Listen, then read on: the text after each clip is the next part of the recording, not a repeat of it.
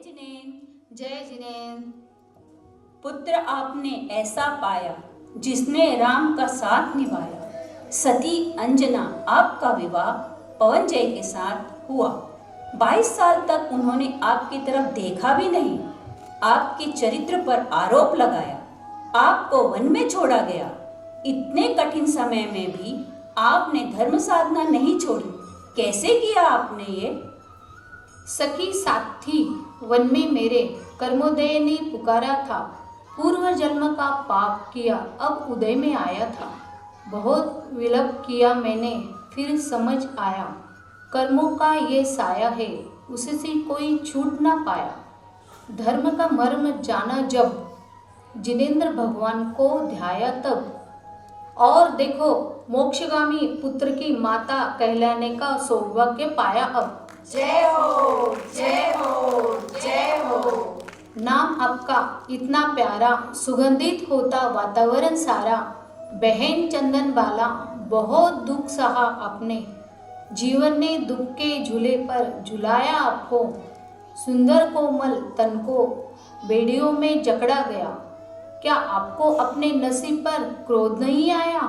परिवारजनों को दोष देने का मन नहीं हुआ? सखी अंजना, आप ऐसा ना सोचो। कोई किसी के लिए कुछ नहीं कर सकता। क्यों दोष दूं औरों को? मेरे कर्म ही मेरे उदय में आ रहे थे। कृत कर्मों का ऋणानुबंध था जो दुख दर्द पीड़ा पहुंचा रहा था। पर मैं शरण में थी मेरे जिनेंद्र भगवान के। उनका एक सहारा था। मुनि आहार दिए बिना अन्य त्यागा था। चमत्कार होते देखा मैंने। मुनि का विधिवत आहार कराया मैंने। देवों ने जय जयकार किया। बेड़ियां आभूषण में बदली। स्वस्थ हो गई काया। जिनेंद्र देव की स्तुति का यह है परिणाम। बोलो 24 भगवान की जय। क्या कोई बता पाएगा मैंने किसको आहार दिया था? हाँ, बिल्कुल सही, मुनि महावीर को।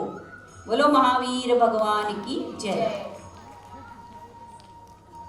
जय जिनेंद्र, जय जिनेंद्र। कर्म से बड़ा साथी कोई नहीं। विपदा में भी सुदबुद नहीं खोई। सिद्ध चक्र की महिमा गाई, कोड़ियों का दुख दूर कराई। सखी, जब आपको पता था कि आपके पिताजी आपका विवाह कोड़ी श्रीपाल से करा रहे हैं, तब आपने उसका विरोध क्यों नहीं किया? सखी, मुझे जिन धर्म पर और उसके सिद्धांतों पर पहले भी अटूट विश्वास था और आज भी है। और मुझे पता है, समय से पहले और भाग्य से ज़्यादा किसी को कुछ नहीं मिलता। निमित्त हमें ना सुख देते हैं ना दुख देते हैं। दोष नहीं देना पर को, निज में सम्यक पुरुषार्थ जगाना। कर्म किसी को नहीं छोड़ते। मेरे भाग्य में जो लिखा था वैसा ही हुआ। सबको अपने किए हुए पूर्व कर्म का फल भुगतना ही पड़ता है। कोड़ी श्रीपाल से विवाह तो मेरे कर्मों की निर्जरा का निमित्त बना और मुझे सिद्धों की आराधना करने का अवसर प्राप्त हुआ।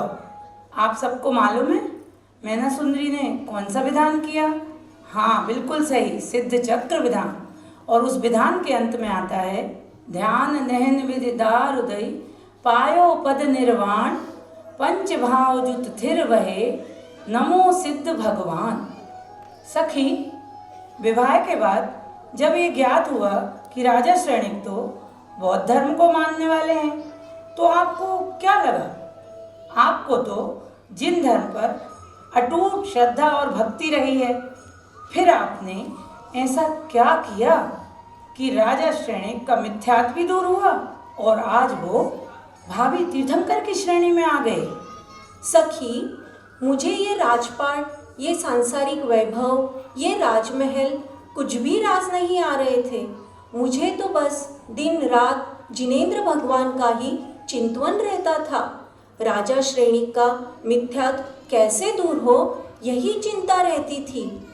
एक दिन उन्होंने तपस्या में लीन यशोधर मुनिराज के गले में मरा हुआ सर्प डाल दिया और 3 दिन बाद जब उपहास पूर्वक मुझे बताया तो मानो मेरे पैरों तले जमीन खिसक गई हो।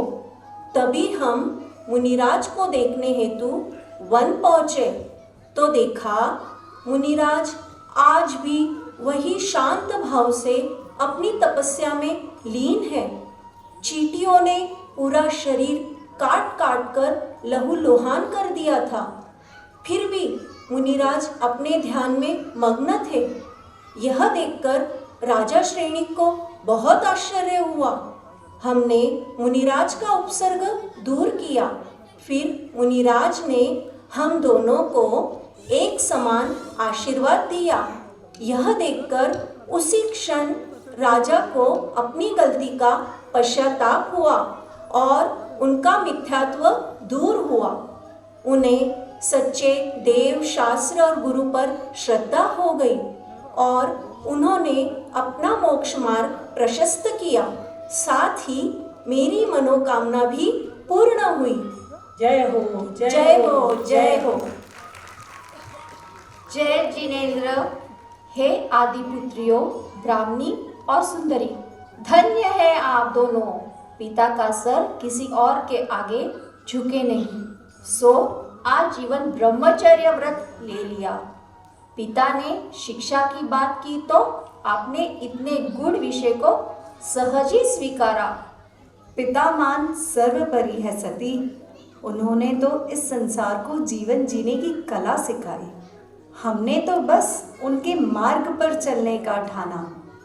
बिल्कुल सत्य है। और उसी काल में पुत्रियों की शिक्षा की शुरुआत हुई। ब्राह्मी ने अक्षर लिपि और मैंने अंक गणित सीखा। प्रभु ने तभी समझाया, शिक्षा बिना प्रगति नहीं हो सकती। पुत्रियों को पढ़ाना अत्यंत आवश्यक है। भगवान के समो शरण में ब्राह्मी ने आर्य का दीक्षा ली और मैंने भी वही राह चुनी। तो श्रावकों, कौन बताएगा कौन से भगवान का समो शरण था वो? जी हाँ, बिल्कुल सही, आदिनाथ भगवान का। तो बोलो आदिनाथ भगवान की जय। सती सोमा, आपका रात्रि भोजन का त्याग था। चाहे जितनी भी विषमताएं आदि आई, आपने अपना नियम नहीं टूटने दिया। सती, घड़ी में हाथ डालते वक्त आपको डर नहीं लगा? मन में शंका नहीं आई? इतना धर्म पर विश्वास? कल्प वृक्ष तो याचना करने से फल देता है और चिंतामणि रत्न भी मन में चिंतन करने से इच्छित वस्तु देता है। पर धर्म तो एक ऐसा वृक्ष है जो बिना याचना के ही अचिंत्य फल को प्राप्त कराता है। जांचे सुरतरु देय सुख, चिंतित चिंता रैन, बिन जांचे बिन चिंतये, धर्म सकल सुख दे। कोई बता पाएगा घड़े में क्या था? हाँ, सही कहा, सर्प था। जय हो, जय हो, जय हो। जय जिनेन्द्र। राजुल, आपके जीवन की घटना तो बड़ी ही रोचक है। नेमी आए वर बनके और चले गए वन।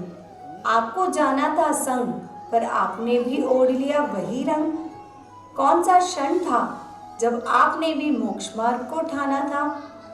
आपकी जिज्ञासा उचित है।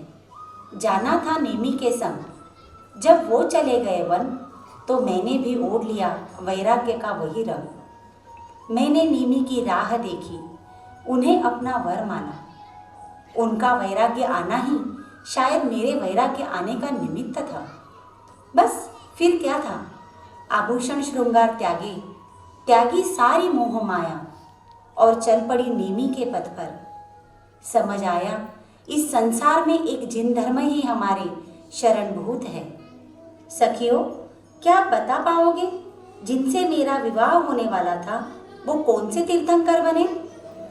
हाँ, सही, नेमिनाथ भगवान। अयोध्या नगरी जब पराई बन गई थी तो सती सीता आप राम की परछाई बन गई थी। सती सीता राजा राम के लिए राजपाट वैभव त्यागा आपने।